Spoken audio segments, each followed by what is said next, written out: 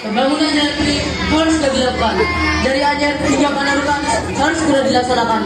Saya tidak mau tahu, segera buka akses untuk pelancaran pembangunan jalan ini. Tidak bisa, sebelum ada persetujuan dari pihak kami. Silakan pilih jalur lain. Tapi akses jalur ini yang saya mau. Makan kata anakku. Dengan demikian akan memperlancar birokrasi kita. Bagaimana mungkin di usia yang masih begitu muda, Abang Buwana V bisa memimpin kerajaan kita? Di tahun 1823, datanglah Presiden Belanda pimpinan Smisser untuk berunding.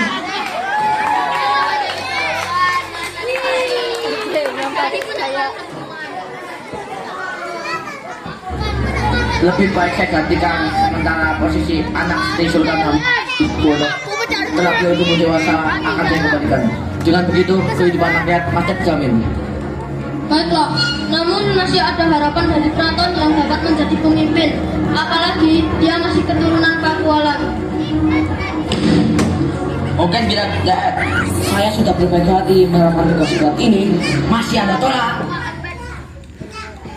Baiklah, kalau memang tujuannya mensejahterakan rakyat, saya terima. Namun dalam kenyataannya, kepemimpinan Smisser membuat rakyat menderita. Hingga muncul seorang bangsawan, putra dari Hamengkubuwono III, bernama Raden Mas Ontowiryo atau Pangeran Diponegoro. Pangeran Diponegoro ini tidak puas dengan lihat penderitaan rakyat karena kekejaman dan Belanda. Mulai mengadakan pemerintahan Belanda.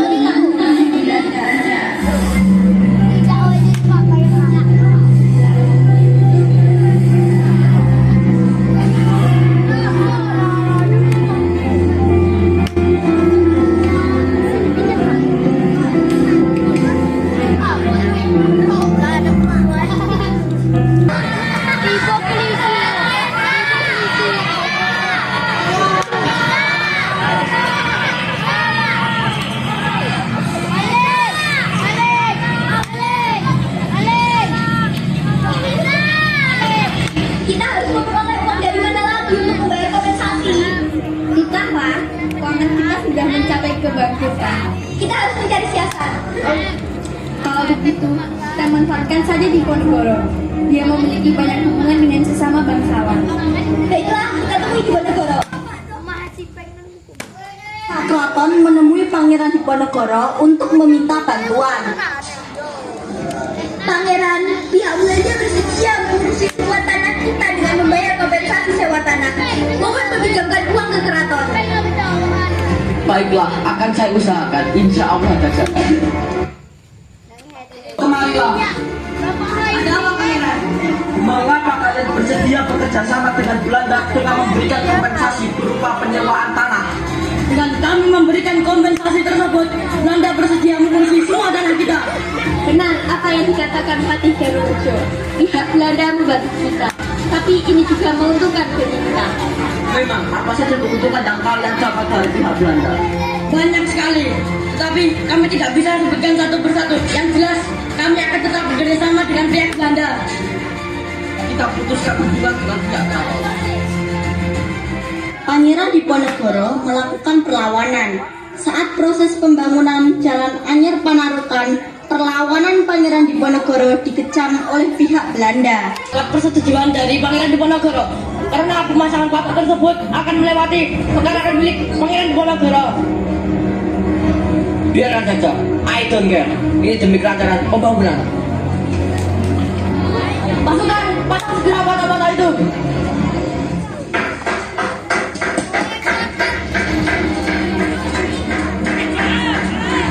Setelah Pangeran Diponegoro tahu, beliau memerintahkan rakyat untuk mencabuti patok-patok tersebut.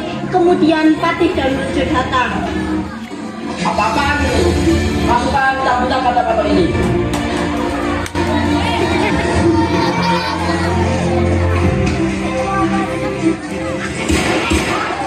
Siapa yang menyuruh kalian untuk mencabuti patok-patok ini? Patok kembali dengan benar. Jaga patok-patok itu.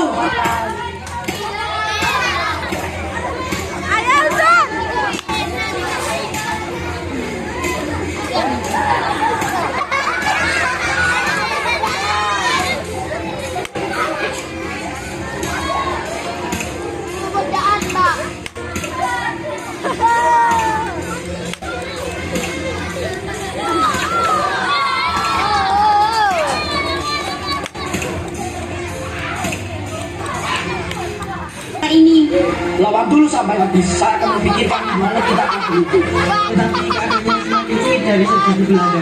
Mari kita berpegang pertahanan di Gua Selarong.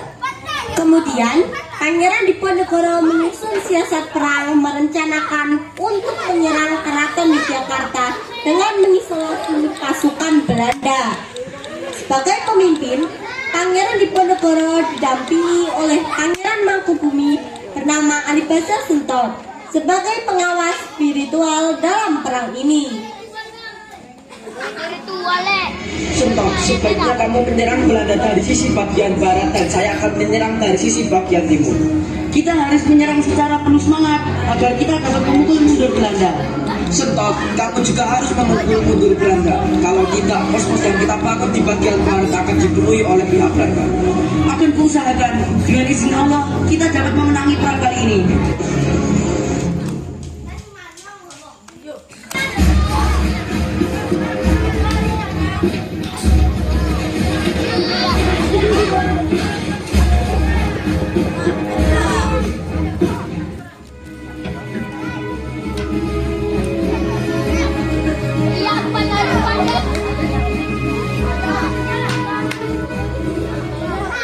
Belanda menghancurkan pos-pos pertahanan pasukan Diponegoro. Kemudian pos Diponegoro dari Goa Selarong dipindahkan ke Dekso dengan pimpinan Alibasa Sentot. Alibasa Sentot berhasil mengalahkan Belanda di daerah bagian barat. Pasukan Diponegoro mendapat kemenangan. Pasukan, hancurkan pos-pos itu. Ayo pasukan, serang!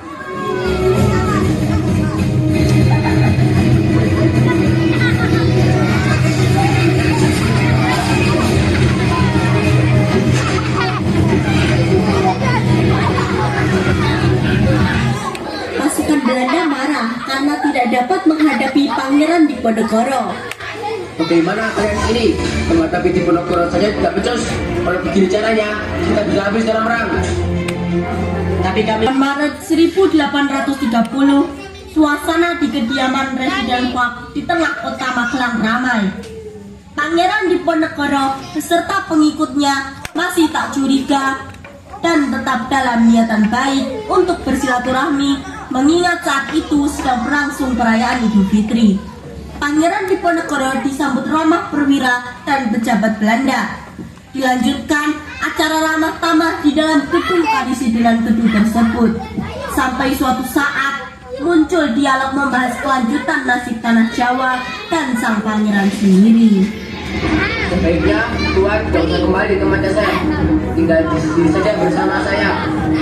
Mengapa saya tidak diizinkan untuk kembali? Apa yang harus saya lakukan di sini? Saya hanya datang untuk beramah tamah, seperti kebanyakan orang Jawa setelah aku bulan puasa. Saya akan beradu supaya pasukan saya ini selesai. Ada masalah apa, Jenderal? Sesungguhnya saya tidak merasa ada masalah. Saya juga tidak menaruh benci kepada siapapun. Tidak, terserah pangeran setuju atau tidak. Saya akan menuntaskan masalah kalian hari ini juga. Jenderal, kamu sangat jahat. Belum memutuskan dan tidak dibicarakan selama bulan puasa. Hatiku busuk jika tahun ini aku tidak akan membiarkan kedua utusanmu ke Bagelen. Pangeran Diponegoro menjelaskan bahwa dirinya tidak memiliki keinginan lain kecuali menyebarkan agama Islam di Jawa. Namun, Jenderal de Kock meminta anak buahnya untuk menyiapkan pasukan.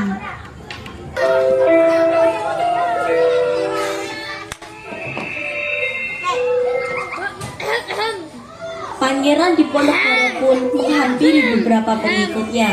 Semua tertunduk. Ia lalu mengambil secangkir teh dan meminumnya. Kemudian beranjak keluar. Kereta kuda Residen telah dipersiapkan di depan rumah segera membawa Pangeran Diponegoro menuju tanah pengasingan.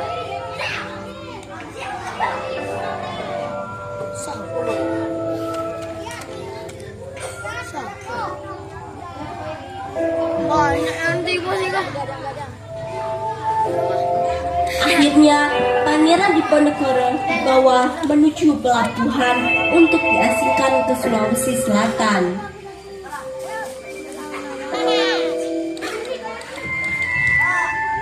Hingga Pangeran Diponegoro meninggal di benteng Belanda yang berada di Makassar yaitu Benteng Fort Rotterdam. Betapa